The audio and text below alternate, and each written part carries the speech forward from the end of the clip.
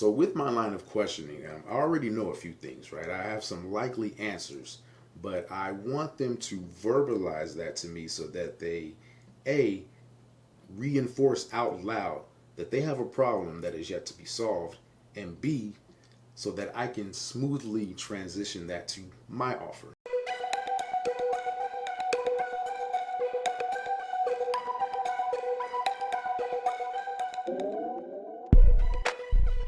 Greetings, Anthony Washington here, and the purpose of this channel is to help you maximize your marketing efforts for exponential profits, exponential growth. Sales and marketing, to me, in my mind, are inexplicable. So let's talk about sales real quick, because again, sales and marketing are inexplicable. I jumped into sales right out of high school, and I started listening to self-development tapes around that time. Earl Nightingale said, no one has the future of a top salesman, and that always stuck with me. They are the highest paid earners in the world. Even if you don't look at yourself as a salesperson, if you are a small business owner, you need to have that mind shift. So as I've spoke about in previous videos, the need to hone in on your sales skills, even just a little bit, it's very necessary, and it will reap great rewards for you. I've always been fascinated by lawyers and how they prepare and present a line of questioning to get a predictable outcome. A lawyer can move a witness in the direction of appearing to be of questionable character and integrity to the jury because they have already anticipated the likely answers to questions that they ask, right? Furthermore, they prepare the appropriate responses and follow-up questions to those answers, to those likely answers. If you're like me and you're one of those people who are not truly gifted, there's a few class of people that are truly gifted and can kind of go out there and wing it and just do their own thing in sales. I don't believe I was blessed with that. I had to prepare, and that's the thing about being a lawyer, that equips you to be a good salesperson. If you make that mind switch that you're already in the habit and the behavior of preparation. It's all about preparing a line of questions and a line of follow-up questions to likely answers. That's what sales is about for the average person who wants to improve. The process of preparing those questions it will force you to understand the nuances of the customer and everything about the sales process at a deeper, more intuitive level. And so with practice, you can become more of a person who it comes natural to with that repetition in place.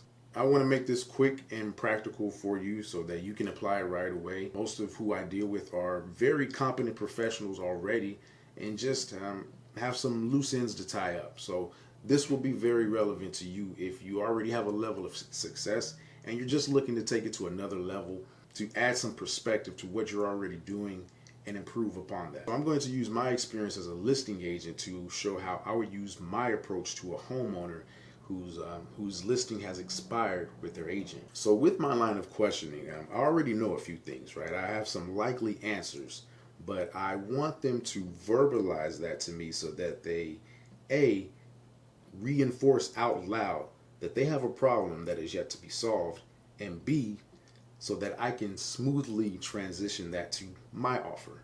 So I'll ask them something, whether there was activity on the home. I'll ask them, what can you tell me about the activity on the home? Most likely they will talk about the offers that were low, that fell through altogether, financing. They'll tell me a few horror stories, right? Doesn't really matter. Then I will ask them whether or not their agent gave them any feedback about their activity. That opens up the path for them to kind of pick apart things that the previous agent did not do or failed to do. So from there, I'll likely ask them something about how they went about choosing their agent, and the likelihood that they went through a serious vetting process to choose their agent is very low, and I want that to be reinforced and verbalized out loud by them. This is just to reinforce again out loud that an alternative may be in order, may be the best choice at this time. That would be me at that point. I want them to idealize what their goal is in selling their property. Remember, everything we pursue in life is tied to a feeling. We have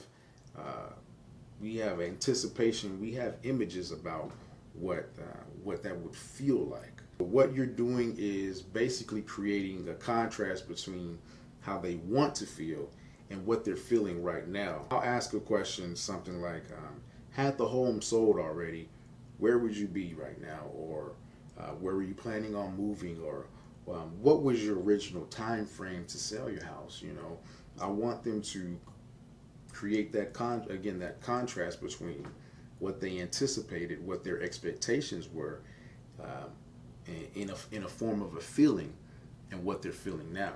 Again, in the case of someone's listing their home and trying to sell it, they will tell you about all the things that are contingent upon them selling the property, or things that would be enhanced by selling this property.